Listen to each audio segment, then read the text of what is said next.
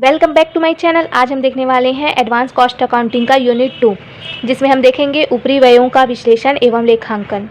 तो जानेंगे क्या है ऊपरी व्यय, है ना, और किस टाइप के प्रश्न इसमें पूछे जाते हैं। तो देखिए किस टाइप के प्रश्न आते हैं। ऊपरी व्यय को परिभाषित कीजिए। कारखाना ऊपरी व्यय के अवशोषण की विभिन्न पद्धतियाँ क्या हैं। उपयुक्त उदाहरण लेकर किन्हीं दो को समझाइए। ठीक है। और क्या है, कारखाना परिव्ययों के अवशोषण की विभिन्न पद्धतियों का विवेचन कीजिए। किन दशाओं में कारखाना उपरिव्ययों का अधिक अवशोषण कहा जाता है। या फिर विक्रय उपरिव्यय तथा वितरण उपरिव्यय की परिभाषा दीजिए तथा इनका विश्लेषण कीजिए। उपरिव्ययों के कम अधिक अवशोषण का है। आप इनका अपनी पुस्तक में लेखा कैसे करेंगे ये समझाएं। तो इस टाइप के जो प्रश्न है वो पूछे जाते हैं, है ना, और इससे प्रश्न आते ही हैं क्योंकि यूनिट 2 से तो क्वेश्चन आना ही है। ठीक है। तो जानते हैं कि क्या है उपरिव्यय। तो चैनल को जल्दी से सब्सक्राइब कर लीजिए और वीडियो आगे अगर आपको पसंद आए तो लाइक ज़रूर करना। चलिए देखिए उपरिव्यय का आशय क्या है। तो कुल लागत को दो भागों में विभाजित किया जाता है। पहला होता है प्रत्यक्ष एवं दूसरा होता है अप्रत्यक्ष। ठीक है। तो हम कुल लागत को क्या कर रहे हैं, दो भागों में बांट रहे हैं। एक है प्रत्यक्ष, दूसरा है अप्रत्यक्ष। तो प्रत्यक्ष भाग के अंतर्गत क्या आता है, प्रत्यक्ष सामग्री, प्रत्यक्ष श्रम और प्रत्यक्ष व्यय तीनों शामिल होते हैं। और इन तीनों के योग को हम क्या कहते हैं, मूल लागत की संज्ञा दी जाती है। तो इन तीनों की जो योग होगा उसको हम मूल लागत कहेंगे।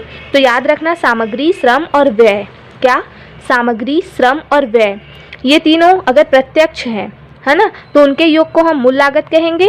और अप्रत्यक्ष भाग जो होगा उसको उपरिव्यय की ओर वो संकेत करता है। तो अब आपको समझ में आएगा कि जो मूल लागत है वो प्रत्यक्ष सामग्री, प्रत्यक्ष श्रम, प्रत्यक्ष व्यय तीनों का योग है ना, और जो उपरिव्यय है वो अप्रत्यक्ष का योग है। जैसे अप्रत्यक्ष सामग्री, अप्रत्यक्ष श्रम, अप्रत्यक्ष व्यय, इन तीनों का योग क्या कहलाएगा, उपरिव्यय कहलाएगा। हालांकि ये इतने में सीमित नहीं है, इसका और भी विस्तृत हम इसको क्या कर सकते हैं, डिफाइन कर सकते हैं।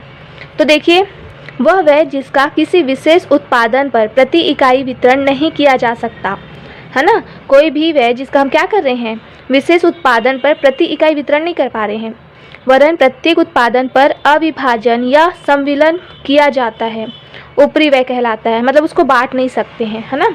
दूसरे शब्दों में मूल लागत के अतिरिक्त अन्य सभी व्यय उपरिव्यय कहलाते हैं, है ना। मूल लागत क्या है, प्राइम कॉस्ट के अलावा जितने भी खर्च होंगे आपके क्या कहलाएंगे, उपरिव्यय।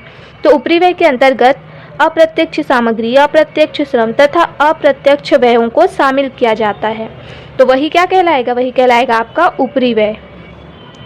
देखिए इसकी परिभाषा भी देख लेते हैं।